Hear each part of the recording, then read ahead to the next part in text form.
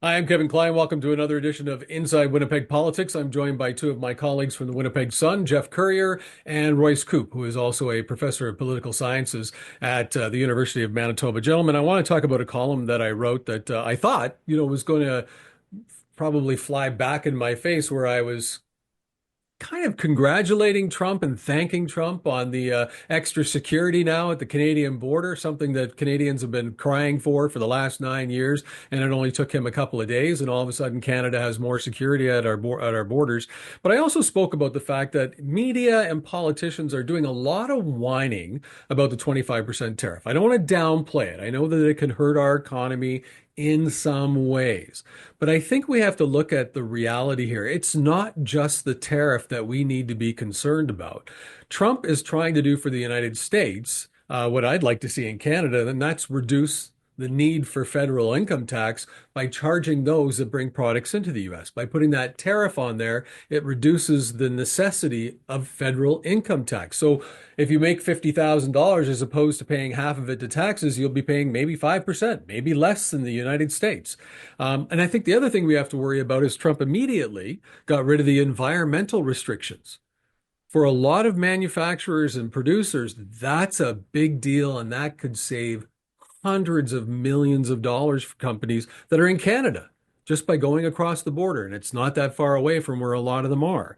There's also the DEI practices that he eliminated. He got rid of them right away. So that opens up a channel for very smart young individuals from other countries, especially Canada, to move into the United States to be picked up by companies. So they can start draining our intelligence. They can start draining everything that we have into the United States. I mean, the fact is, he was elected by the United States, by the people of America. He's there to protect them and make life better for them. Why does he have to worry about how life is in Canada? That's not part of his mandate. So I think this is a wake-up call for politicians, and it's time for our guys to stop whining about it and take action. Like retaliatory tariffs, that's not going to help us. We're going to make Heinz ketchup more expensive. Come on.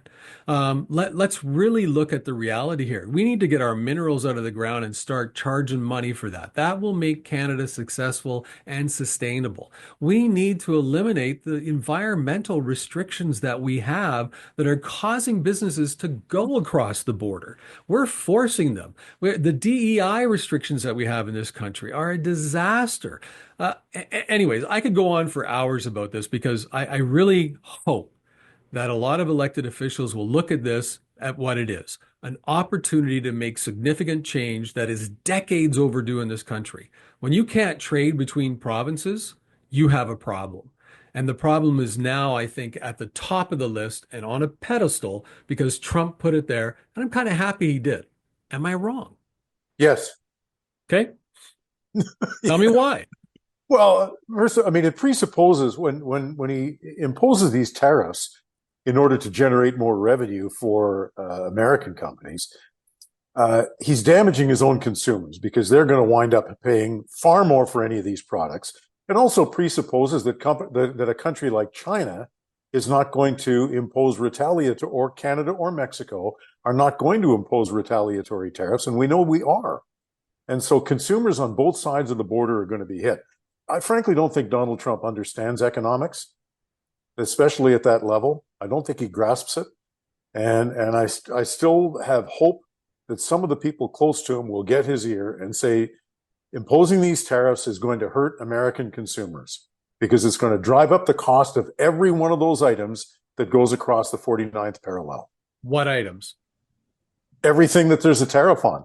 What items? What items is it that Canada gives to the United States that they can't get from somewhere else? Well, if they're going to get it from somewhere else, where are they going to get it? What do they get from Canada that they're not going to get? Okay, so he says he doesn't need Canadian oil or gas. Right. Okay, where's he going to get it? Well, Where's he he? can Where start does he? drilling more in the United Where does he? States. Where does he replace that? He He can doesn't drill need more. doesn't need Canadian automobiles, Doesn't.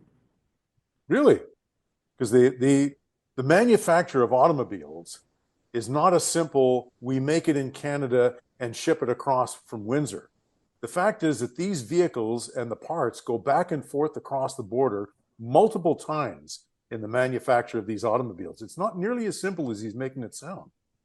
Yes, but Jeff, isn't he doing what he's supposed to do, and that's protecting Americans' interest? So, I mean, if the companies that are in Canada, we have such a small population and we're such a small player in this, why wouldn't they manufacture them all in the US? Isn't that his objective? It may be his objective, but it will ultimately be damaging to American consumers because it will drive everything that he charges a tariff on is going to drive the cost will rise. And American consumers, the people he claims to be wanting to protect, are going to be negatively impacted by that. So there's only a couple of cars that are manufactured in Canada anymore. So if those car makers, if you will, decided, well, we'll just make all the cars in the U.S., how is that going to damage the United Well, States no, economy? but if he says we're going to put if it's going to be an across the board 25% tariff on everything coming from Canada, how is that not inflationary? We do the amount of business every year with the United States that's equivalent to the economy of the state of California, right? We're the largest trading partner of most of the states in the United States, and we're certainly in the top three of all 50. So how is that not going to negatively impact American consumers? If they have to pay more for everything we send them, it's going to negatively impact people. Okay, Royce, we've kind of left you out of this. What do you think? No, it's okay. One of the good things about that's come out of this discussion of tariffs and the election of Donald Trump is that Canadians can be very inward looking. We can be kind of parochial about our place in the world. We pat ourselves on the back. And this has caused us to kind of start to see things that we don't always pay attention to, the low kind of standard of living in this country. There was an analysis that came out a while ago that showed that Canada is poorer as a whole is poorer than some of the poorest places in the United States. People in Alabama have a higher standard of living than people in Canada do. And so people are concerned about tariffs, but they're also have a bigger view of this. And even in places like Australia, much higher standard of living than in Canada. And so that's been a good thing. I agree that the idea of retaliatory tariffs, that's not going to fix this situation. Doug Ford's stupid hat isn't going to fix this situation. What will fix this situation is what we've seen from the premiers taking the initiative on border security, and something we saw just yesterday from the Premier of Nova Scotia, Tim Houston, unveiling a big new vision of natural resource development in Nova Scotia, like getting rid of regulatory blocks on natural resource development. Nova Scotia is a long time have-not province. We've talked about equalization on this on this before. That's the kind of thing, developing our own resources, developing our own capability. That's the sort of thing that's going to make a difference here. And if Donald Trump has caused us to start thinking in those terms, it is a gift in some ways. Well, and that's the premise. Hang on a sec, Jeff. That's the premise of my article, though. That was the premise of my column, not about tariffs and this and what Jeff and I were talking about. The whole concept that I said is that we should be very happy that this is happening right now because it is forcing premiers to start re-looking at how we do business in Canada. If we're not going to make it easier to get our resources out of the ground, then what are we doing? We can't rely on another country to help us by not putting tariffs on our product. We can't rely on that. We have to make our trading easier within our own borders, but we do have to start getting our minerals out of the ground. That's how we become sustainable. That's my whole point of being grateful for Trump in some ways. And everyone can attack, do whatever you want. I don't even follow social media. But the reality is that he's opened up this box that is forcing Canadians to look into and say, we got a lot of problems we need to fix to become the powerhouse so that we're on the same level playing field as the United States. They need our resources. We can actually be in the driver's seat to change all of this. But we're not taking the steps right now. Instead, we've got a good point about the Nova Scotia Premier. But Manitoba, are we making it easier to get minerals out of the ground? No. Are we, we're putting together a committee of all these people that are going to talk about how we can do trade or deal with trade with the United States. Just get our minerals off the ground and start charging them for it. I know that there was a story we saw this week that only Prince Edward Island devotes less to developing its own natural resources than Manitoba does.